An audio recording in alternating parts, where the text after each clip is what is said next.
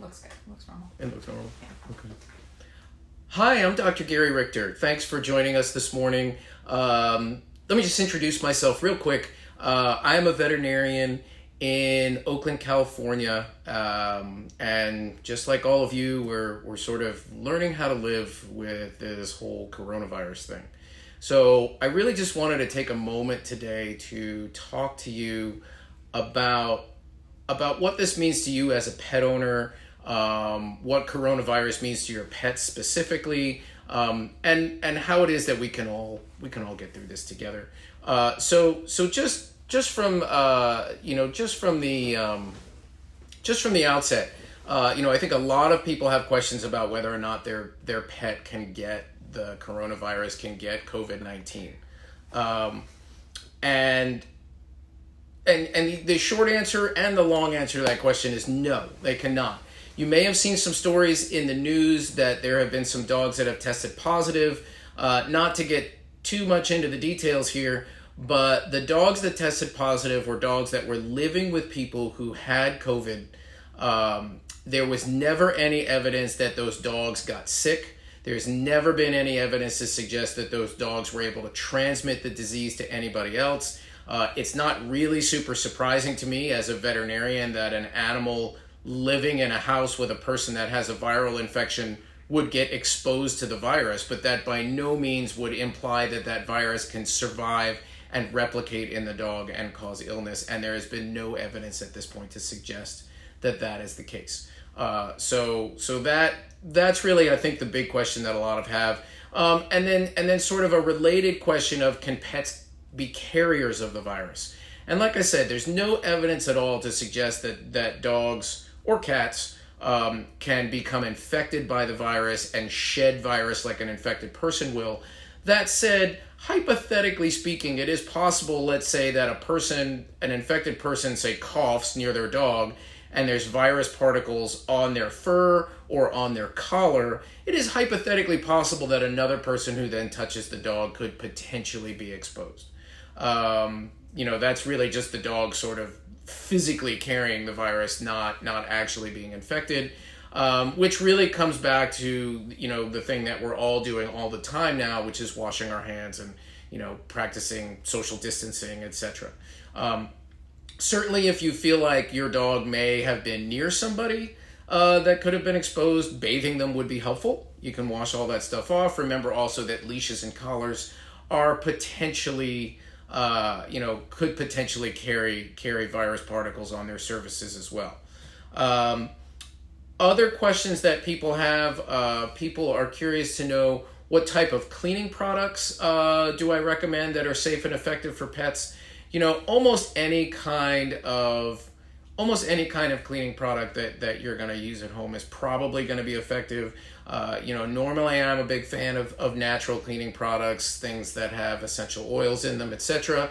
Perhaps in the position that we're in right now, we may have to sort of expand a little and look at cleaning products that do contain a certain amount of bleach in them, just to make sure that everything's staying clean. My suggestion would be just make sure that your pets don't walk, like, for example, over floors that you've just mopped with something that has bleach on it. Make sure that those surfaces are dry before you let your pets have access to that area. Similarly, people are wondering what are the best ways to clean their pet care equipment, so leashes, collars, toys, what have you. Same thing, really. When it comes to something that your pet's going to put in their mouth, soap and hot water would probably be the best way to go, so that way they're not getting exposed to, say, bleach or something to that effect. Anything from like a plush toy or something, anything from that perspective that you can wash, go ahead and throw it in the wash, and that would solve that issue. People have also asked me whether or not they can walk their dog if they're practicing appropriate social distancing, and the answer is absolutely yes. By all means, take your dog out for a walk. They'd love to get out. I'm sure you would love to get out as well. It's just something that you want to make sure, again, that you maintain appropriate distance from people. And then, one of the last questions that I just wanted to address right up front is, what are good ways to keep your pet stimulated while you're practicing social distancing? And really, there's lots of ways to do that. You can play with your dog at home, whatever games it is that they may enjoy playing. Again, you can take them out for walks. It's just a question of keeping dogs active. Just like with us, it's really important that we stay active because that's part of us staying healthy. We just have to do it in a really responsible way. And before I kind of wrap this up and just go to some questions specifically that you have, just one just personal note as far as Corona and COVID goes. From what I have seen and what I have heard from people, there's a lot of confusion about this from the standpoint of how serious is this really? Clearly, there are people out there who are absolutely convinced that this is being overblown, whether it's overblown by the government or overblown by the media. Let me just say this. This is a very real thing. And things are not going to be life as normal for the next few months. That said, it's also not the end of times. For the most part, society's going to be fine. We're going to have some issues. People are going to get sick. But for the most part, we're all going to be fine. But the key is we just have to be careful. We just have to be responsible. The goal here is that we want to slow the rate of infection so that way the hospitals don't get overwhelmed and then people die due to lack of beds or lack of available care. That's really the goal of social distancing. So we're just trying to draw this thing out so our healthcare system does not get overwhelmed. So please be a part of the solution in that regards. Really, it is our societal responsibility to do so. Having said that, we do have some questions here from folks on the internet. Let me start with a question from Cynthia. Cynthia asked, she says she has a son conure, and she's been reading a lot about cleaners and how they can kill birds. That's a really, really good question. Birds are very, very sensitive in there. It's particularly with regards to their respiratory tract. So any kinds of fumes, chemical fumes, what have you, can be very problematic in that regards.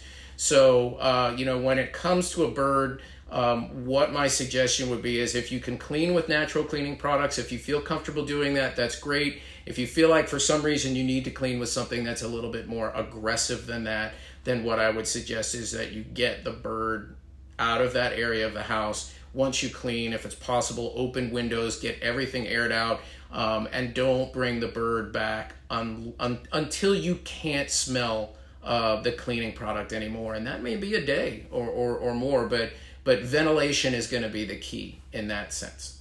Other than that, do we have any other questions? We have a question here from Cassie. If I take my dog to daycare, do you have suggestions on what to do as far as what to wipe them down with before they come in the home?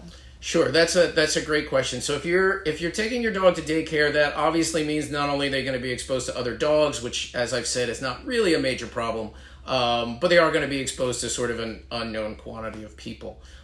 So that said, it might not be a bad idea if you're able to, at the very least, wipe your dog down, warm, damp washcloth, with either dog shampoo or waterless shampoo, that sort of thing, and wipe them down.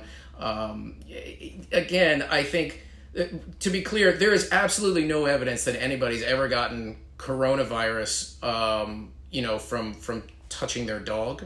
So I think that the odds of infection are quite small, but any kind of bathing or cleaning is going to be a good plan. Before I take the next question, let me just stop and say hi to my sister. I see that she's watching. Hi, Lisa. Anyway, John asks, how long will it take his rescued feral cat not to be skittish around us? She gets better every day, but will she ever be completely calm? Honestly, John, it's kind of it's an unknown, but when it comes to cats, it's really it's kind of the long haul. Cats often take a while to get accustomed to their surroundings, and particularly cats that legitimately have been feral, meaning they're living on their own outside. In many cases, those cats they're never able to completely adjust and be like a super affectionate, loving kitty. Just like with people, in many ways, our personality is shaped by our very early years in life, and when cats are living on their own very early in life, that often is sort of their worldview. So anyway, hopefully that answers your question. Do we have anything else? We talked a lot about misinformation regarding pets and coronavirus. What would you say is a good reputable source for people to check?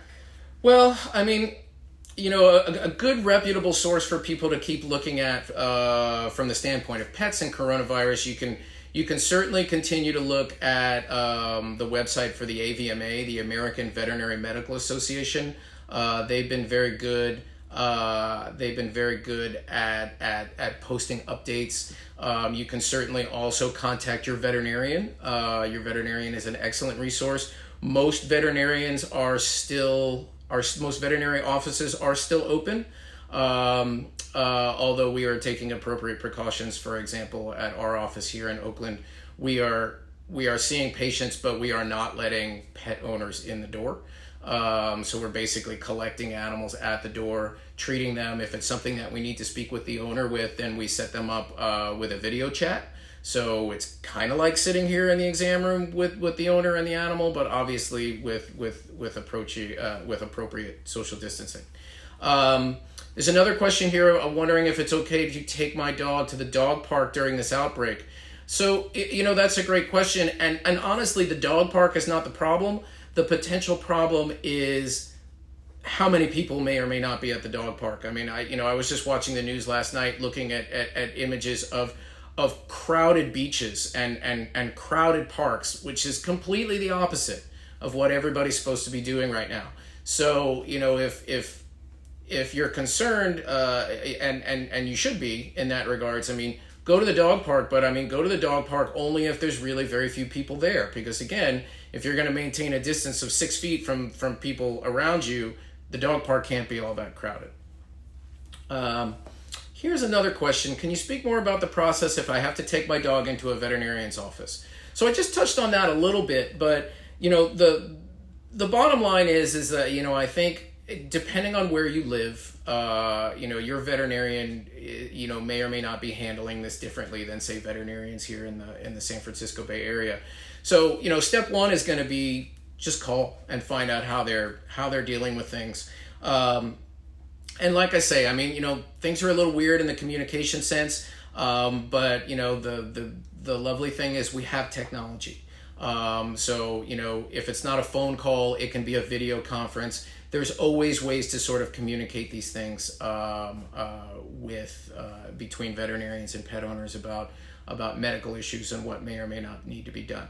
So, my best suggestion in that regards would be just contact your veterinarian and find out how they're handling things. Here's a question. Should I not let people pet my dog on walks if I stay 6 feet away on a leash? That's a really good question. So, from a social distancing standpoint, you've accomplished your goal of being 6 feet away. The tricky bit is again, if somebody touches your dog, is it theoretically possible that there could be virus particles on the dog? Yes, in theory, that is possible. Is it likely that that's going to be infectious to you? Probably not. But if somebody somebody else pets your dog, particularly if you don't know who that person is, probably a good idea to think about kind of wiping your dog down when you get home just to make sure. In that regards, maybe the short answer to your question is if you could avoid it, it would make less work for you. Do we have any other questions? With shelter in place, people have a lot more free time on their hands right now. Is it a good time to go get vaccines and caught up on wellness care? Very good question about wellness care for your dog right at this moment. And the reality is, because of social distancing, if there are healthcare issues, that can be put off for a little while. For example, a routine annual exam or vaccines that may be due on an otherwise young, healthy dog that's not showing any signs of issues. That may be something that you can just put off for a little bit. Honestly, if your dog's feeling fine, whether or not they get examined today or they get examined in a couple of months, it's probably not that big of a deal. Obviously, if you see anything that's concerning from a medical standpoint, you should call your veterinarian and talk about those issues. But routine stuff, if it can be avoided, it would be best. Here's another question about a bird that is highly aggressive with everyone except the owner's father. So they're just wondering sort of what they can do as far as the bird being aggressive. Well, to be honest with you, avian behavior is a tricky thing. Birds very frequently bond to a single person. They often do that in the wild as well. They bond to a mate, and then that's pretty much it. So that may be what's happened is that the bird is bonded to your father, and everybody else feels like a threat or an intruder.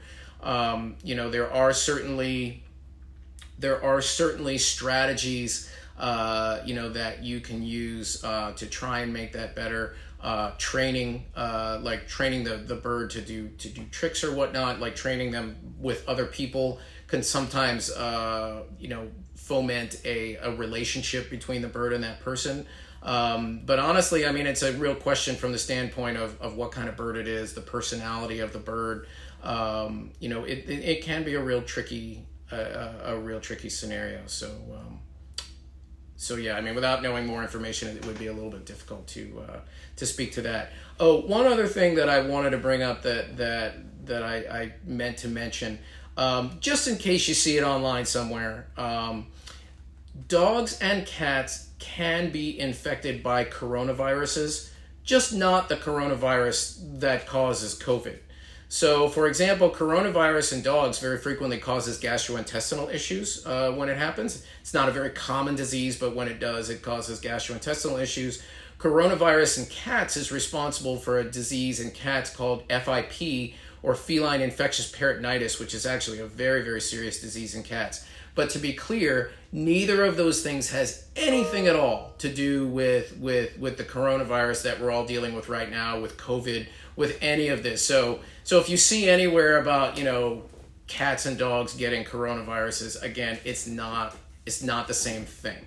So that's not something that you really need to worry about. Do we have any more questions?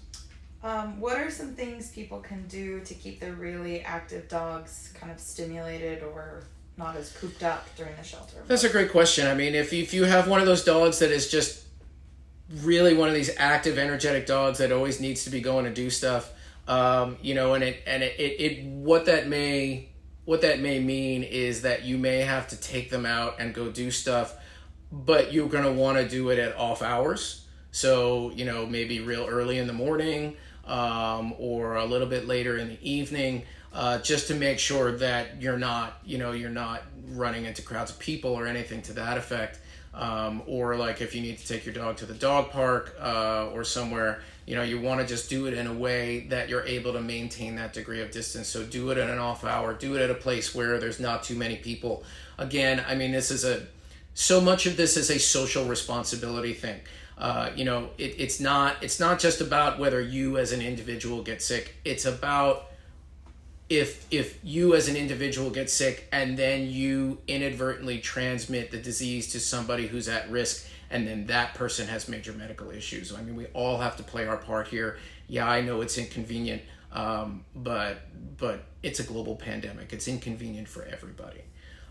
Here's a question about, should I be avoiding handling my ferrets till this is over, or are they at risk just living in my house? So really the question about ferrets is no different than the question about dogs and cats, in the sense that there's zero evidence that quite frankly any animal out there other than people is able to contract or transmit COVID. So I think the only potential issue with the ferrets would be if somebody you didn't know or somebody that was potentially infected handled the ferrets and then you handled the ferrets. potentially there is an exposure there. So you probably want to avoid that sort of situation. But other than that, I don't think it's anything that you really need to worry about. Here's another question. My dog was recently diagnosed with Addisons disease. He is supposed to get a second round of Percortin next week. Yeah, that is something that actually cannot wait. That is not routine medical.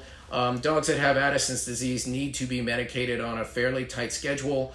So that is something that I would suggest that you get your dog into your veterinarian and get that taken care of on a regular basis. Usually for Addison's disease, it's roughly every 28 days that they need to be medicated. And the same person also asked where they could find good info about Addison's disease. You know, a good resource to look at, there's a website called veterinarypartner.com.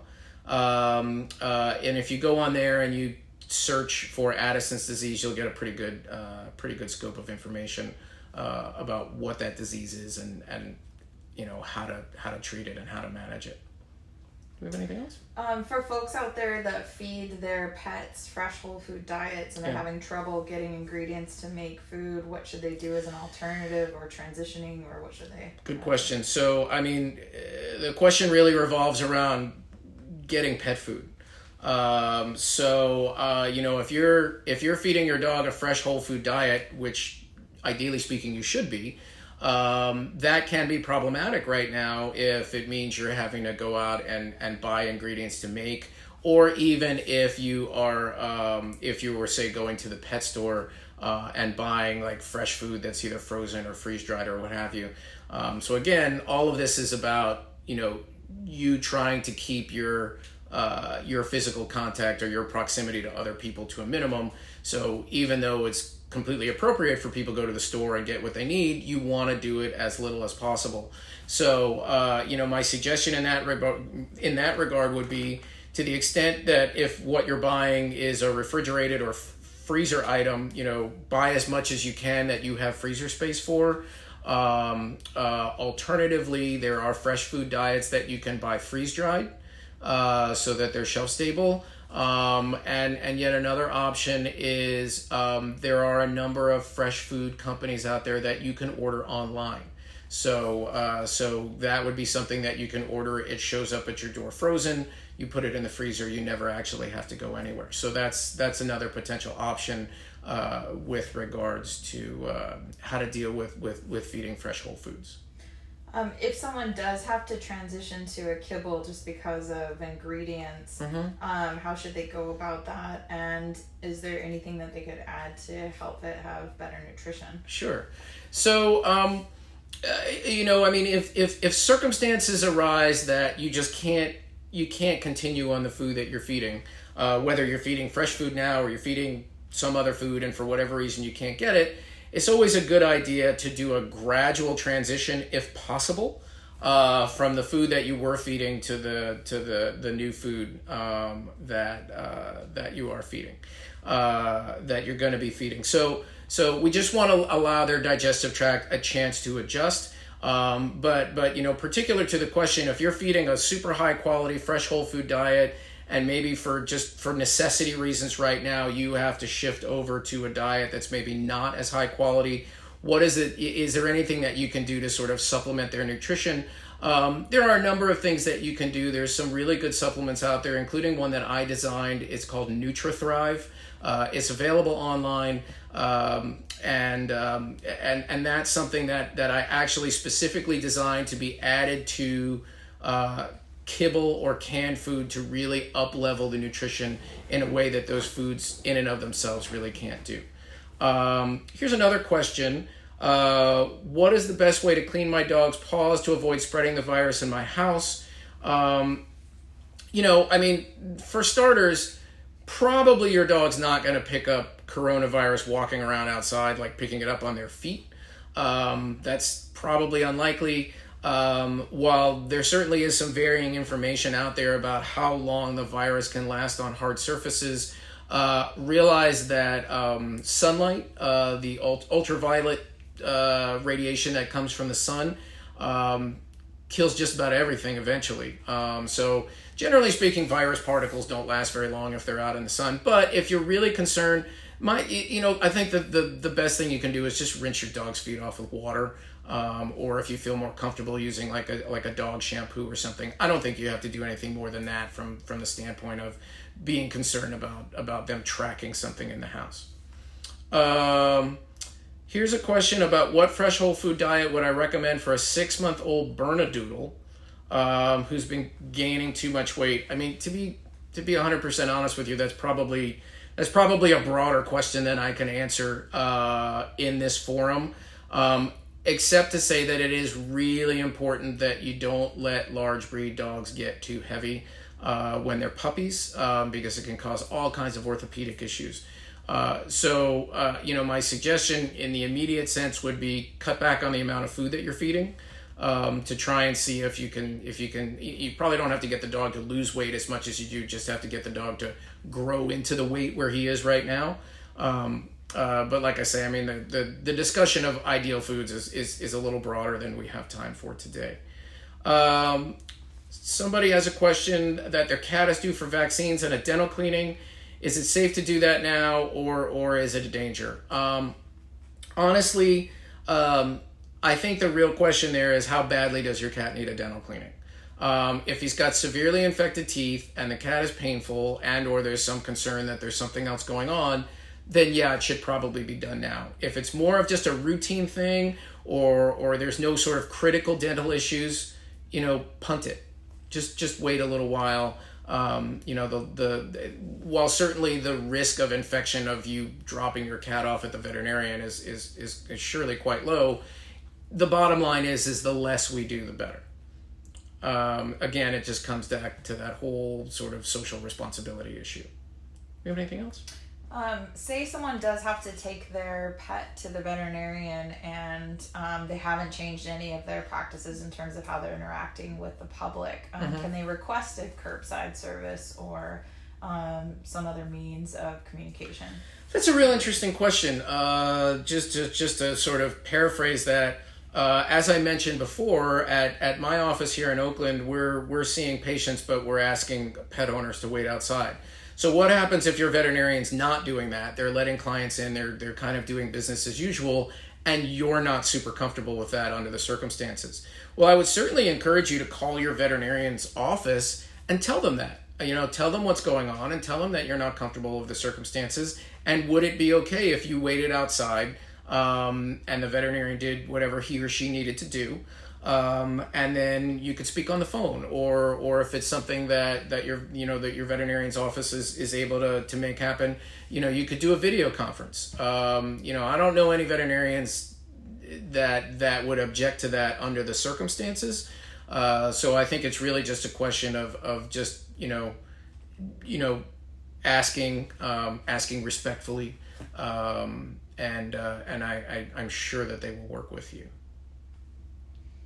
I think there's a lot of debate right now about should people be going out to adopt pets during this time, since they're going to be home looking for new friends. Can you talk about different ways to do that? Sure. So yeah, I mean, the question is about adopting new pets right now, and it's interesting because I've seen a lot of things online suggesting just that now is a great time for people to go out and adopt a new pet. But I can also tell you that I have a friend here in the Bay Area that works for Alameda County Animal Services, and their shelter is closed because they're trying to limit the amount of people that are coming in and out of the shelters from a disease transmission standpoint. Certainly you could get in touch with private rescue groups to talk to them about what options they may have. Just one thing to realize, however, if you are thinking about bringing a new dog or a new cat into your house, you need to also think about what that's going to mean from the standpoint of veterinary visits. Quite frankly, as far as expense goes. Whether or not that animal needs any medical attention. You just need to sort of just think it through. Nobody should get a pet on an impulse. So just really think it through what it's going to mean, both as far as time goes, as far as social exposure goes, as far as training goes, as far as, veterinary care and financial output. These are just, just like any big decision in your life that's going to affect you for the next 15 or 20 years. You just need to think about the consequences before you do that. But all that said, there's nothing better out there, than an animal companion right now. To be quite frank with you, that degree of unconditional love, I think, is priceless right now. Particularly for those folks out there who are home alone a lot right now. Having that kind of companionship it's immeasurable. Other questions. What do I advise for pet owners whose pets are having non-COVID related emergencies, but their regular vet's office is closed because of COVID? So for starters, all pet emergencies are non-COVID related, because they don't get the disease. But very, very likely there is an emergency clinic in your neighborhood.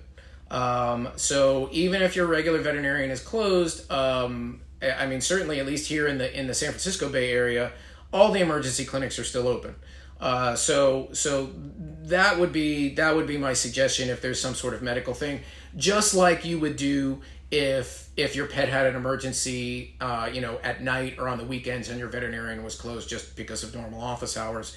Just go to the emergency clinic and take care of whatever needs to get taken care of. Let's see. What emergency supplies do I recommend keeping in the house for pets? Quite frankly, it's no different than my recommendations for just for having a routine emergency kit for your pet at home. So, you want to have at least, if possible, a couple of weeks of food on hand. You want to have a couple of weeks worth of medication on hand. You want to make sure that you have their documentation. So, their vaccine history, their rabies tag, rabies certificate, all that sort of thing, just in case something happens. But to be clear, the infrastructure of this country is not falling apart. It's not Armageddon. It's not like that. So it's very unlikely that any of that stuff is going to ever come into play. But if you're concerned and you just want to have stuff at home that that keeps you covered for such things, making sure you have that paperwork and at least 2 weeks worth of food and meds is oftentimes a good idea. Somebody asked how often they should brush their German Shepherd's teeth.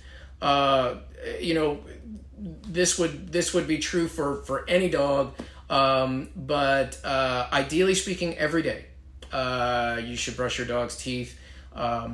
Even if you can only do it several times a week, you're still going to do a lot of good. As far as what toothpaste to use, you want to use a toothpaste that is made for dogs. And having said that, since I'm already saying don't use a human toothpaste, if you do, it's vitally important that you not use a toothpaste that has fluoride in it. Fluoride is toxic if it's swallowed. So dog-specific toothpaste is always a good plus. Somebody asked, my pup has a really mild scrape. She's obviously not in any need to see a veterinarian. I'm just curious if I would recommend putting anything on it. That's a real tough question for me to answer, having not seen it.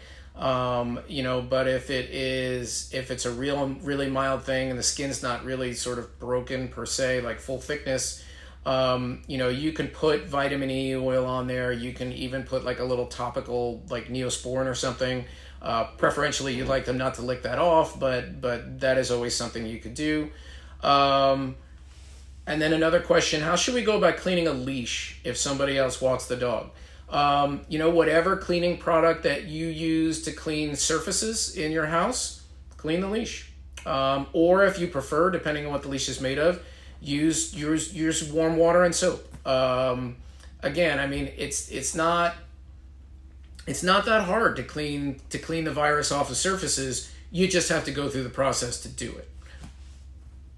Anything else? Since everybody is supposed to be sheltered in place, a lot of people are missing their social connections, especially pet owners with other pet owners. What are some ways people can find community outside of meeting in person? Good question. How do people find find that sense of attachment and community in these times. It's interesting because I've seen on my street in my neighborhood, what I've seen popping up is sort of like impromptu gatherings where like people will just sort of hang out in their driveway and talk to the neighbors in the adjacent driveways or across the street on the driveways.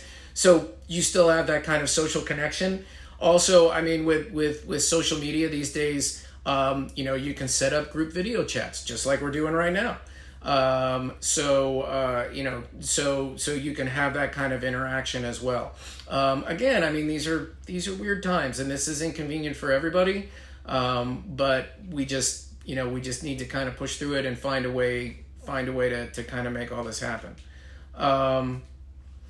There's another question here from the person who had the dog with Addisons with regards to what food they can eat. Again, that quite frankly that is just too complicated of a medical question to sort of answer in this forum.